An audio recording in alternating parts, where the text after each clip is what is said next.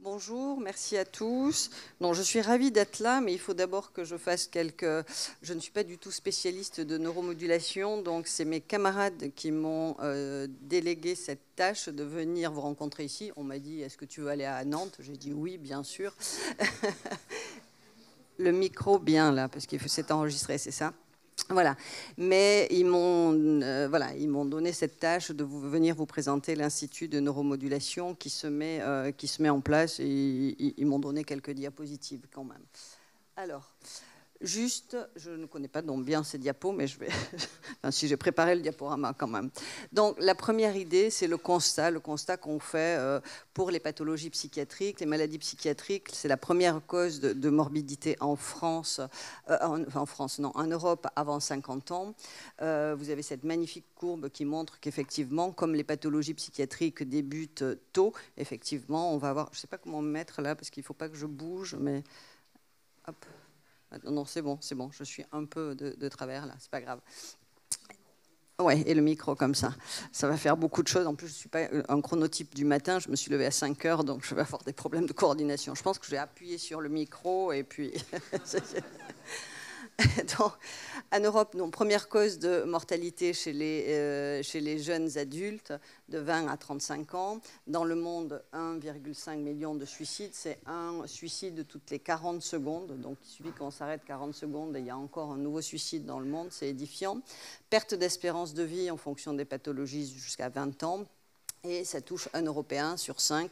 Pour la dépression, on sait qu'un épisode, un Français aussi sur 5 fera au moins un épisode dépressif caractérisé en fait au cours de sa vie. Et c'est 27% des années de vie perdues en bonne santé. Alors, cette diapo très noire est assez édifiante. Dans toutes les pathologies, finalement, que ce soit les pathologies cardiovasculaires, les pathologies infectieuses ou cancéreuses, il y a eu une diminution de la mortalité. Mais en ce qui concerne la psychiatrie, on n'est pas très bon parce qu'il y a une constante progression en fait, des suicides. Alors, quelques clés aussi de la psychiatrie française, c'était des chiffres qui avaient été présentés aux assises de la psychiatrie pour motiver M. Macron et les assises de la psychiatrie pour essayer de financer la psychiatrie. Dans ces 2 millions de consultations, plus de 400 000 hospitalisations, dont un grand nombre sous contrainte.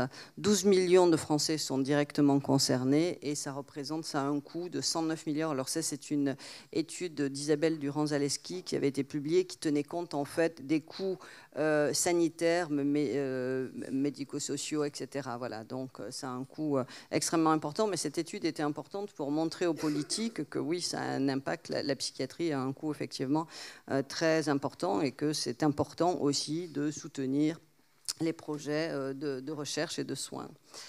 Alors, les pathologies résistantes représentent 80% du coût annuel des maladies psychiatriques. Et les principales causes sont l'absence... Si je me mets là, c'est bon? Ouais. Tourne le dos. L'absence de critères diagnostiques clairs de résistance, bien que bon, on ait des critères pour chaque pathologie qui soient quand même un petit peu mieux définis, mais surtout la difficulté toujours d'avoir des stratégies de soins structurées, des filières de soins innovants en ce qui concerne les pathologies résistantes. Le sous-investissement dans l'innovation thérapeutique, ouais, vraiment, je t'assure, je crache dedans là. Mais et la méconnaissance des mécanismes neurobiologiques. Bon, je vais essayer de trouver voilà, le bon truc. Je vais y arriver. Alors, ces assises de la santé mentale qui ont eu lieu en 2021 grâce à ces arguments, à des discussions avec les professionnels, on a pu obtenir au sein du GHU et spécifiquement dans le service hospitalo-universitaire du professeur Raphaël Gaillard, 19 millions. Alors 19 millions, c'est beaucoup et pas beaucoup non plus, mais l'idée c'est de structurer un petit peu les choses. Et donc l'idée était de créer un institut de neuromodulation qui est en train de voir le jour à l'heure actuelle. Alors il s'agit bien sûr d'un site qui a été financé, mais l'idée c'est de créer autour de ce site des réseaux et de stimuler, c'est ce que disait Bénédicte en fait, hein, c'est d'animer aussi des réseaux, de pouvoir proposer des protocoles de recherche avec, à un niveau national en fait, pour pouvoir recruter, innover et avoir ces interactions en fait qui sont extrêmement importantes. Donc c'est des financements certes qui sont dédiés en partie sur le site, mais également pour stimuler en fait ces réseaux. Alors je suis bien placée pour savoir en fait l'intérêt des réseaux, puisque dans le cadre d'une autre fondation, maintenant je suis à la fondation de Necker, mais avant j'étais à la fondation fondamentale et où j'ai mis en place les réseaux des centres experts effectivement. Mais comme ça me paraissait pas suffisant, je suis passée ailleurs pour entrer dans des services en fait où on est plus impliqué dans la thérapeutique. Les premiers réseaux étaient évaluation, diagnostic, et puis maintenant effectivement c'est vraiment essayer de concentrer, d'avoir des centres où on va concentrer toutes les thérapeutiques innovantes et possibles, effectivement, maintenant, pour répondre à des pathologies plus résistantes. Alors, où en est-on? Bon, pour l'instant, au SHU, nous en sommes là. Alors, le centre existe déjà, parce qu'on a déjà un centre de modulation, mais l'idée, c'est qu'on va avoir une extension de ce centre grâce à ces financements, qui se trouve juste en face de l'hôpital, c'est vraiment la porte en face, et donc les travaux sont en cours. Voilà, donc il va y avoir un site où on va avoir le centre de soins et de recherche, puisqu'il y aura aussi une unité INSERM qui sera présente dans cet institut. Alors, le traitement des maladies résistantes, grâce aux techniques de neuromodulation de précision, ça va être donc pour l'Institut, les objectifs et le réseau, c'est extrêmement important, ce n'est pas juste un site, mais c'est animer un réseau, créer des filières et des stratégies de soins pour les thérapeutiques innovantes, promouvoir l'innovation en neuromodulation. Je vais vous donner quelques exemples sans rentrer trop dans les détails parce que je ne suis vraiment pas une experte, mais vous avez plein d'expertes ici, ou experts, pardon, je ne sais pas. Il y a sûrement aussi des hommes. Et recherche, pour une fois que les femmes prennent un peu le pouvoir, on peut se permettre ce genre de petites choses, et de la recherche en neurosciences computationnelles. Alors, la mise en place sur le site du GHU, les responsables sont Fabien Vinquier, le professeur Fabien Vinquier, dans le service, et Philippe Domenech, qui est nommé PUPH, en fait, dans le service. Il est déjà dans le service comme PH, et qui est nommé PUPH au mois de septembre, qui prendra ses fonctions au mois de septembre. Donc, ils sont déjà au travail et en train d'organiser tout ça. Alors, d'abord, il y a le premier panneau, c'est la neuromodulation non invasive, que vous connaissez sûrement, donc pas d'intervention chirurgicale, et la stimulation transcrânienne, soit électrique, soit magnétique. Hein, c'est des choses extrêmement basiques. Et en ce qui concerne les maladies psychiatriques résistantes, il y en a deux qui ont montré, en fait, deux de ces techniques qui ont montré, bien évidemment, leur efficacité, les ECT. Bon, mais ça, c'est souvent ce qu'on a en dernier recours, finalement, et encore pas dans toutes les structures. Donc, mais on va voir qu'il peut y avoir d'autres possibilités. Et la stimulation magnétique transcrânienne qui, du fait maintenant de plus de précision avec la neuromodulation, permet aussi de traiter des dépressions qui sont résistantes. Mais comme le disait Bénédicte, parfois ce n'est pas suffisant. Et puis, ça ne répond pas, tous les patients ne vont pas répondre. Et puis, ça a un effet quand même transitoire. Et pour certains patients, ça pose aussi un problème. Il faut des choses qui sont beaucoup plus définitives, peut-être. Alors, ça nous amène à la neuromodulation invasive. Alors là, évidemment, il y a une implantation neurochirurgicale d'un système de neuromodulation. Et le cerveau, la cible, c'est soit le cerveau, soit un nerf périphérique, et qui va délivrer en permanence un courant pulsé à haute fréquence. Alors, il y a de nombreuses études qui ont montré l'efficacité, en fait, de la stimulation cérébrale profonde dans les TOC. Il y a de magnifiques études qui ont été réalisées en France, et dont certains ont peut-être participé. Et dans les dépressions, ça se pratique beaucoup moins. Alors les freins, c'est bien sûr le fait que ça soit invasif, qu'il faut une chirurgie et que c'est pas très, très simple, un plateau technique, un chirurgien, etc. Les zones ne sont pas si simples que ça à définir dans la dépression, alors que c'est assez bien codifié dans le TOC. Et puis, on n'a pas de facteur prédictif, parce qu'avant de se lancer dans une chirurgie invasive comme ça, est-ce que finalement des techniques de neuromodulation non invasive pourraient nous permettre de détecter des patients qui pourraient effectivement répondre. Donc ça, ce sont des travaux récents, en fait, dont me parle Philippe. Mais moi, je ne suis pas tout à fait à même de vous parler de tout ça. Mais l'idée, ça serait de pouvoir, avec des choses plus simples, prédire les patients qui pourraient être des répondeurs et avec quelle cible. Alors, il y a des progrès dans les systèmes de modulation, je vais y revenir, adaptatique en boucle fermée, et puis il y a la stimulation du nerf vague qui se développe un peu plus facilement en France, et je vais y revenir aussi. Alors, en ce qui concerne le système de neuromodulation en boucle fermée, alors j'ai un truc, il faut que j'ai... Il y a une petite vidéo sans parole, donc c'est moi qui dois faire la parole. Hop. Ah, je ne sais pas si ça va marcher. Non, peut-être pas. Ah oui, ça avance. Ah oui, voilà, c'est ça. En fait, l'idée de ce système, c'est, on sait que, ça y est, je suis en retard sur la vidéo, c'est pas grave. On sait qu'on a des pressions qui ont des caractéristiques cliniques qui sont très différentes. En fait, il y a une grande hétérogénéité clinique dans les dépressions. Et ça veut dire qu'il y a une physiopathologie différente. Et donc, les structures, en fait, qui sont dysfonctionnelles ne sont pas forcément toujours les mêmes. Donc, l'idée de cette stimulation par rapport à la stimulation cérébrale profonde classique, c'est qu'on va mettre des senseurs qui vont détecter, en fait, quelles sont les zones dysfonctionnelles et de pouvoir mettre des systèmes, là, c'est ces boucles-là. Donc, on peut détecter par un enregistrement continu des zones qui seraient dysfonctionnelles et quand, effectivement, mais qui ne sont pas forcément dysfonctionnelles en permanence, et quand il y a une anomalie, envoyer une stimulation qui pourrait être réglée uniquement quand il y a quelque chose qui est dysfonctionnel. C'est-à-dire que pour des choses qui sont récurrentes, il n'y aurait pas une stimulation permanente. Et par rapport à la stimulation, la DBS standard, effectivement, où on a de la stimulation en continu, on est sur des choses qui sont un peu plus personnalisées et qui sont plus modulables. Donc ce sont des travaux qui sont récents et l'idée c'est d'aller essayer effectivement dans ces centres de mettre en place des protocoles de recherche qui pourraient tester ces nouvelles techniques. En ce qui concerne la stimulation du nerf vague, ça commence à être beaucoup plus développé.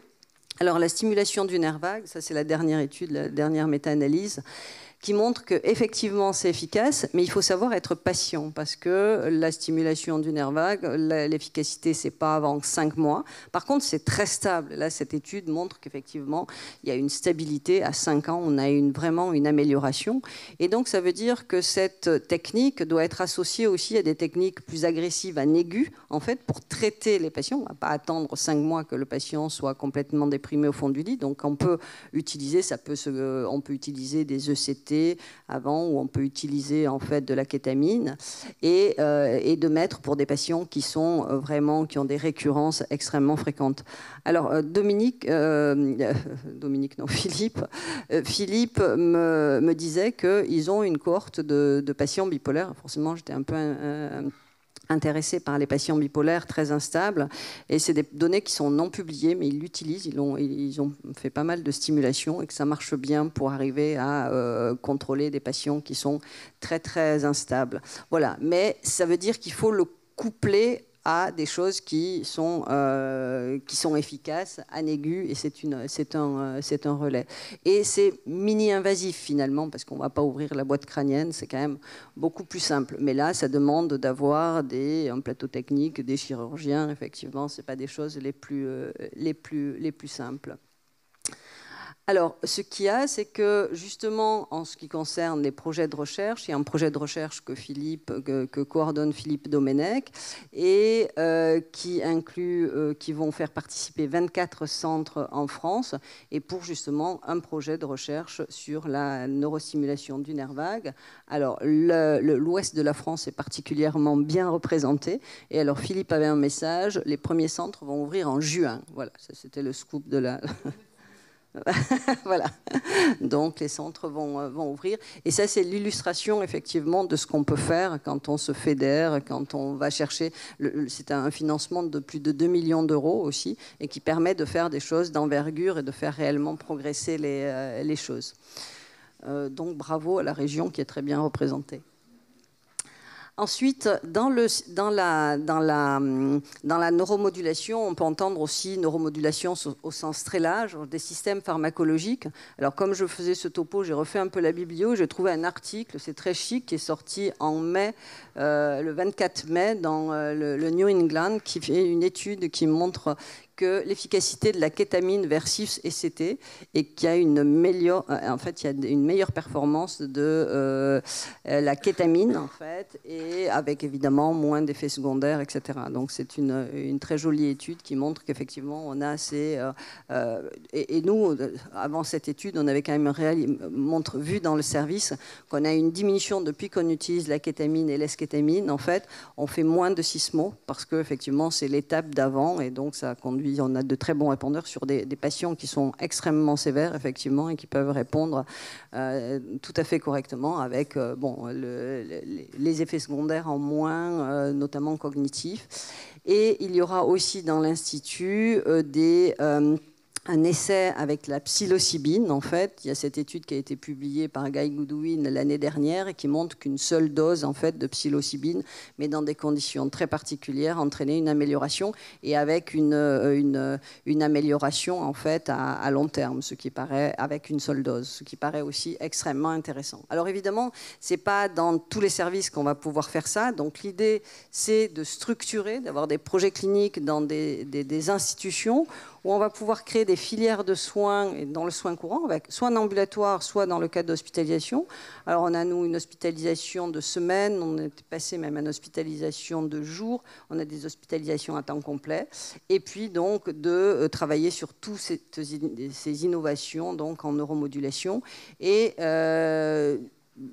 dans cet institut, donc, ce que je vous disais, c'est qu'il y aura une unité INSERM qui sera adossée aussi pour stimuler la recherche, pour faire les projets de recherche, pour passer les différentes étapes en fait, administratives, etc., qui sont aussi extrêmement fastidieuses.